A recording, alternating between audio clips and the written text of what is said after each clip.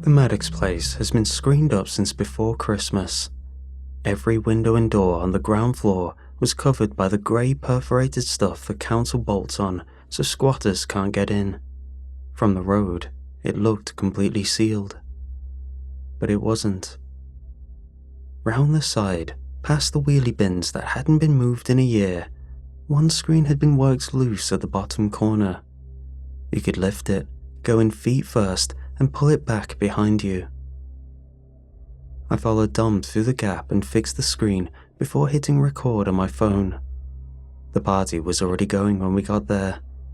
40, 50 kids, somebody's speaker on the kitchen counter, the bass coming up through the floorboards because there was no carpet or furniture. People had brought torches and those battery lanterns. Someone set up a couple of fairy lights gaffer taped to the banister, so the whole place had this low orange glow that didn't reach the corners. I filmed the maps on the wall and the fairy lights, got a clip of Dom holding court in the front room with a girl from the year above. He clocked the camera and pulled a face before I cut it. I'd been shooting since we left mine, and the battery had drained. I always think I'll charge it, and then I'm out the door. I went up the stairs, past the fairy lights, looking for Liz and a power bank. After no sign of her, I found a back bedroom with a mattress somebody had dragged in.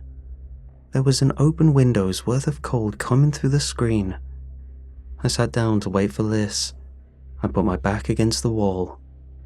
That's the last ordinary thing.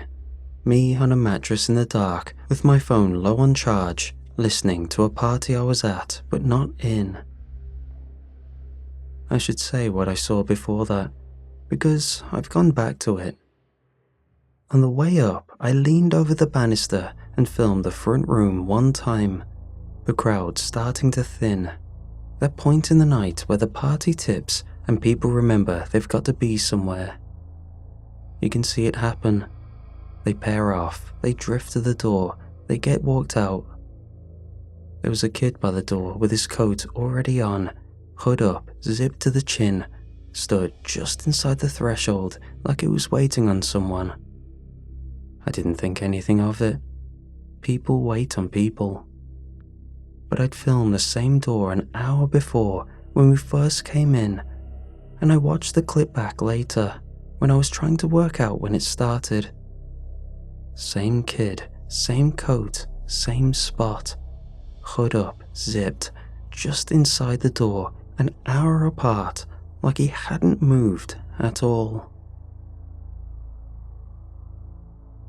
I woke up because the cold had gotten into me. That deep cold that's been sitting on you a while. The music was gone. That's what was wrong before I'd even opened my eyes properly. Just the house ticking, and somewhere far off, a car going past on the main road. I'd gone under on the mattress. My neck had a crick in it from the wall. My phone had slid off my leg onto the floor, and the screen was black. 11%. I never charged it. I just slept. 11%, and the screen so dim I had to cup my hand around it. I put the torch on. That was probably the first mistake, though I didn't know it at the time. The light jumped out and the room came up around me. Empty. My breath going up grey through the beam. I was alone. The party had ended without me. They'd gone and nobody had counted me. I texted Dom. "Bro, did you leave me? I'm still in the house." The tick went grey. Sent, but not delivered. I got up. My legs were stiff and the cold made my hands clumsy. I went out onto the landing with the torch held low. Somebody had unplugged them or the battery pack had died. Down the stairwell, the dark was total. The streetlight outside threw thin grey lines through the perforations in the screens, little grids of it lying across the floor, and everything between the grids was black. I went down, slow, one hand on the wall, the plaster damp and gritty under my palm. The front room where Dom had held court was empty, cans on the floor, somebody's jacket, the speaker gone. The one we'd all come in through, round past the kitchen. It was pulled closed. Of course it was. Last one out fixes the screen so nobody clocks it. They'd done the drill, tied it up behind themselves and gone. I got my fingers in the gap and pulled. The screen had been wedged, pushed flush and jammed at the bottom. Something had been kicked under it from outside from what I could tell. It gave a 1/4 inch and stopped. I could see the streetlight bright as anything down the edge of it. I had the phone in my teeth, both hands on the steel, and I was so far into it that I didn't look at the room until I heard something shift its weight. I wasn't alone. There were people by the door. The dead steel front door with no handle. 4 stood close together facing it, coats on, hoods up. And the wave of relief that went through me was so big it made me laugh. One stupid breath of a laugh. Because they were stuck too. They'd been sealed in, same as me. We'd sorted out. There were 5 of us now, and 5 was a different thing to 1. "Hey," I said. "Hey, the side's wedged. Is the front—" They didn't turn. I had the torch beam right on them, and not one of them turned around. A light hits the back of your head in a dark room, and you turn. They stood facing the door they could not open, coats on like they were leaving, like they'd been about to leave, and they did not move. The nearest one's hood had fallen back a little at the neck, and the skin was— I pointed it at the floor. I don't fully know why. Some part of me decided I shouldn't see it before the rest of me caught up, and for once, I listened to it. I went back up the hall, past the front room, up the stairs 2 at a time with the torch swinging. I got to the landing and stopped, with my heart going, making myself think. The way out was sealed. That I could have dealt with. But there were people standing ominously, and they weren't leaving. That I couldn't deal with. Rather than rush into a bad situation, I made myself think. There had to be another way out. A house this size, covered up on the ground floor, but on the upper floor, the cold had been pouring in, which meant a gap. The back bedroom, the window I'd had my back to all night. But I was hesitant. I didn't go straight there.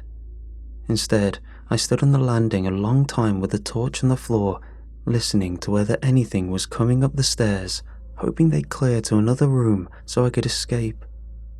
Jumping out an upper floor window carried risks, which ate away at the fear growing in my head. But they didn't move an inch, just stayed where they were, down at the door. That was the only thing I understood about them, that they didn't leave their spot.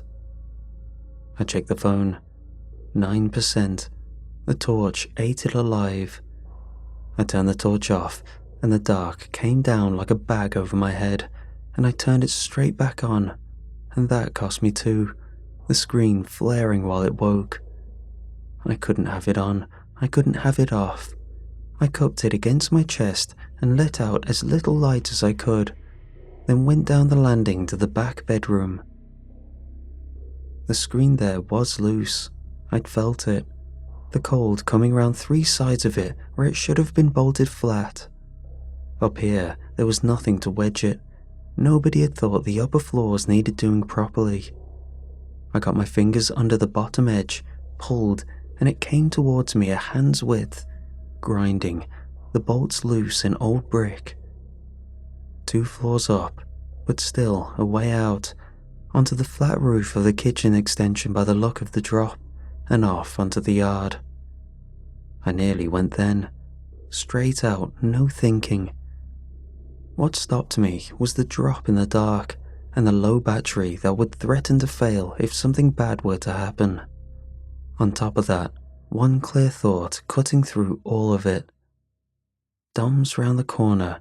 Dom waits for nobody, but if I get him on the phone, he'll come and stand under the window. I wouldn't be doing the drop blind into a yard I can't see. I held the phone up to the gap in the screen. 1 bar, gone. 1 bar. The signal lived in that 12 inches of outside air, nowhere else in the house. I stood with my arm out in the cold and rang him. God, it went through, and that ringing was the best sound I ever heard. That ordinary, stupid sound coming out from the dark house. He picked up. Cal, where are you, man? Wind on his end, voices. We're down the road. We went the chippy. Are you not?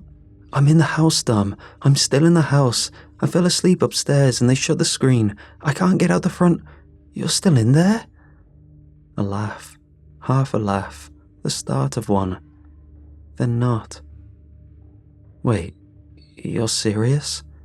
Come back. Come stand round the back, the kitchen side. There's a window up here. I can get out, but I need you under it. 2 minutes, please. You sure? I can open the... And the phone died. 8%, and then a black mirror in my hand. I shook it like that's ever worked, held the button. Nothing. The dark stood in the room with me, and I couldn't even see the screen I was begging. But he was coming. I had that. The window was open at hand's width. All I had to do was wait by the gap where the cold was and wait for Dom in the yard. I should have left it there. The easy thing was to wait, pull the screen, drop blind, trust the dark. I couldn't do it. I stood at the gap with my arm in the cold and looked down at nothing. Black, with a streetlight not reaching it. 2 floors under something I couldn't see. I'd land wrong, on a wall, on the bins, or on my neck. And with how the call ended, there was a chance Dom would just go to the normal entrance. It would be intuitive to him.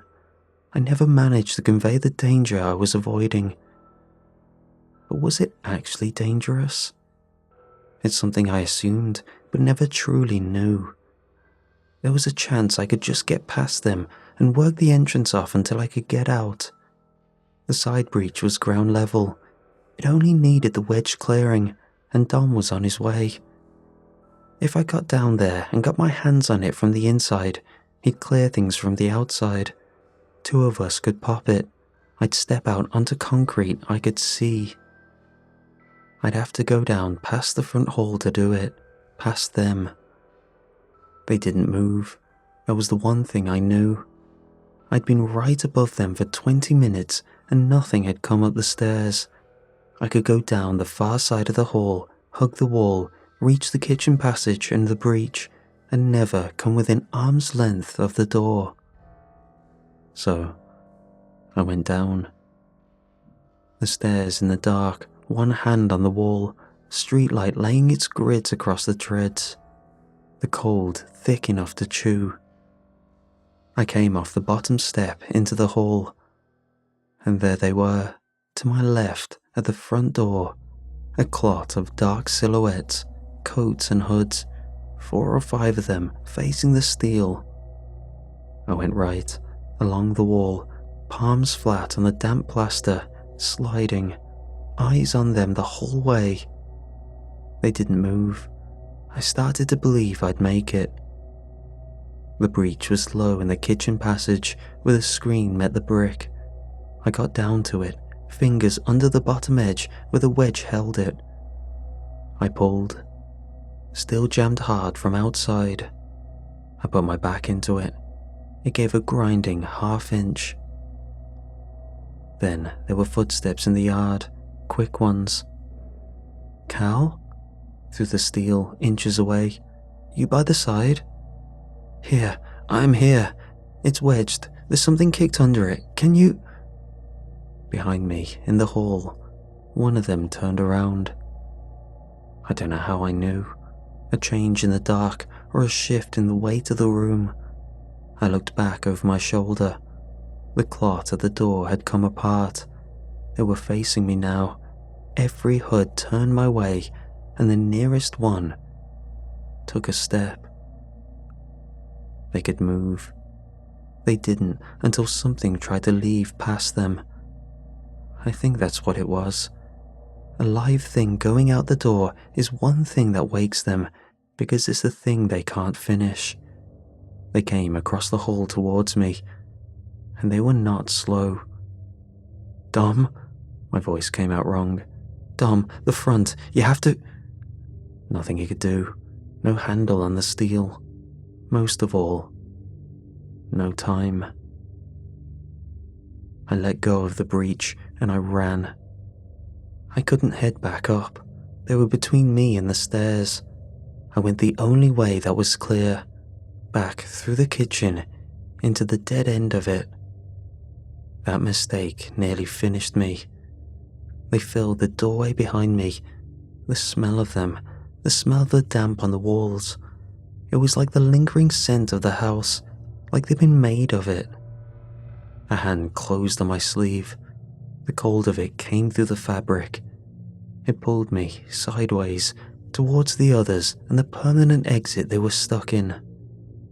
A hood came round close to my face, and I made myself look. It was Liz, the one I'd gone up to find, who I thought had taken a power bank and gone home hours ago. She hadn't gone home. She'd been down here the whole time. Her face was an inch from mine. She was trying to say something. Her mouth kept starting the same word. It never got to the end of it. She wasn't holding me there. That's the part I can't shake. She was taking me with her.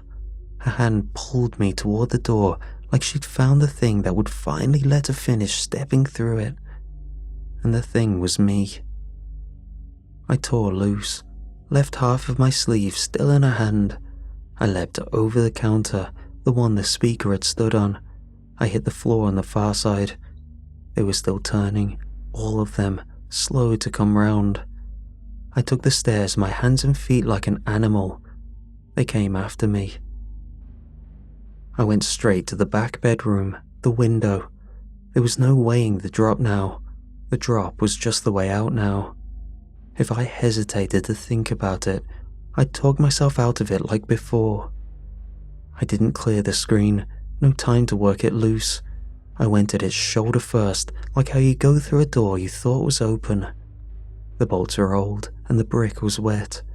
It tore out from the wall with me, the whole sheet of it, and we went out into the cold together, me and the steel, into the black I'd been so afraid of. The kitchen roof came up fast, much faster than I'd anticipated. I hit it on my side, and all the air went out of me at once. The screen clattered off into the yard. I rolled. There was the edge, but it wasn't long enough. I came off the extension into the yard, and the ground hit me like a car. Pain in my ribs, pain in my arm where the steel had opened it, a long wet line I'd find later. I couldn't breathe. I lay in the dead grass and the broken glass. I looked up at the window. 2 floors up, a dark square, a hooded figure in it, looking down, but not coming. Just stood at the threshold, the way they stood at all of them, at the edge of leaving, unable to come the last of the way. Liz, or the shape that had her coat on. Hands got me under the arms, Dom's voice high and scared, no laugh left in it. "Cal, Jesus, get up, get up!" He dragged me across the yard towards the gate. I was trying to say a name. Nothing came but the cold. Dom got me out the gate, and we didn't stop until we hit the main road, him half carrying me, me leaving a wet trail of my own arm down the pavement. He kept saying my name. The ambulance came after Dom rang it. We were far enough away from the building to not draw attention to it. 11 stitches in the forearm where the screen opened me, 2 cracked ribs, and a night under observation. I told them I'd been climbing in a derelict and fallen, which was true. I didn't mention the hand on my sleeve, the cold of it, of Liz. Not mentioning Liz is the part I have to live with. Because what was I going to say? I was in the kitchen, she had a coat on, and she pulled me towards the door, that her eyes didn't catch the light. They'd have me in a different ward. And under all of that, the real reason, the one I can actually stand to look at. If I said she was in there, someone were going to get her. Someone would go through the door.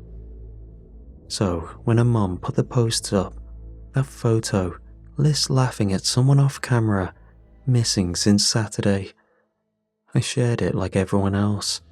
I commented the same as everyone. I'm sure she'll turn up, praying, here if you need anything. Here's the part I can't make sit right.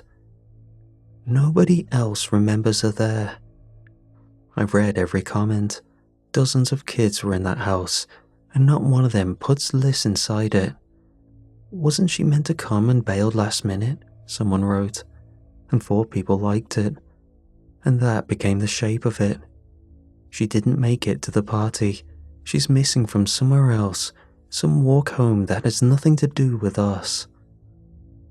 I'm the only one holding knowledge of last seeing her, but I can't put it down and I can't hand it over. I went back once, daytime.